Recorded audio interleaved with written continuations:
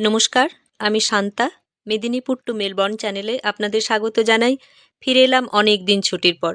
কেমন আছেন সবাই? আজ যাব মেলবর্নের লিটল ইন্ডিয়া আর লিটল ইন্ডিয়ার ক্যালকাটা সুইটস। এসেছিলাম ড্রাম থিয়েটারে একটা অনুষ্ঠান দেখতে। একটা গানের অনুষ্ঠান ছিল। খুব ভালো লাগলো অনেক দিন পরে এরকম একটা গানের অনুষ্ঠান দেখে।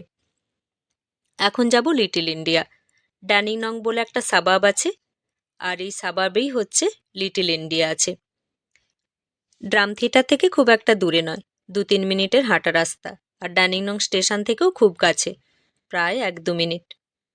অ্যান্থনির দাদা মাঝে মাঝেই মিষ্টি কিনে নিয়ে যায়, আর জিজ্ঞেস করলে বলে লিটল ইন্ডিয়া থেকে কিনে এনেছি। তো আমি মাঝে মাঝে কল্পনা করতাম কেমন হবে লিটল ইন্ডিয়া, কি আছে ওখানে, কি কি পাওয়া যায়, দেখতে কেমন হবে, এইসব নানা প্রশ্ন। তো আজ যখন এসেছি একটু ঘুরেই দেখে যাই লিটল ইন্ডিয়া কেমন।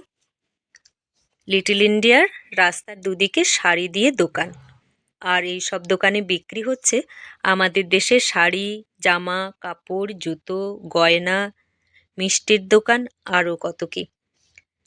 এত দূর দেশে এসে নিজেদের দেশের জিনিসপত্র দেখে মনটা আনন্দে ভরে গেল।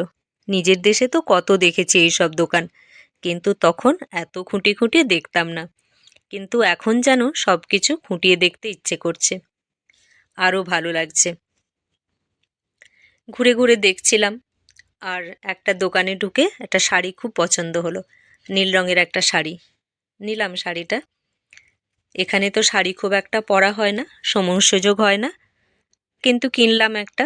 কোথাও বেড়াতে গেলে বা মন্দিরে পুজো দিতে গেলে পরে একদিন যাওয়া যাবে। শাড়ি পরতে আমার খুব ভালো লাগে। বাচ্চাদেরও সুন্দর সুন্দর জামা বিক্রি হচ্ছে। একজোড়া জুতো কেনারও ইচ্ছে ছিল, কিন্তু আর কেনা হলো না। পরে একদিন আসবো, এসে কিনে নিয়ে যাব। কিছুটা এগিয়ে যেতে আরও ভালো লাগলো। ক্যালকাটা সুইটস, ভাবতেই পারিনি মেলবর্নে এসে ক্যালকাটা সুইটস দেখতে পাবো। নামটা দেখেই তো এত মজা হচ্ছিল, কি বলবো আপনাদের। তো ভেতরে ঢুকে ক্যালকাটা সুইটসে কি কি মিষ্টি পাওয়া যায় একটু দেখতে হবে।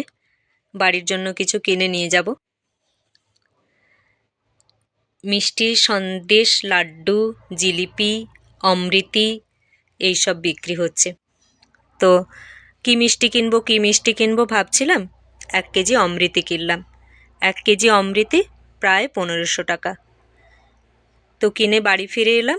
অমৃতির স্বাদ খুব ভালো। আর ভিডিও কেমন লাগলো আপনারা জানাবেন। নমস্কার।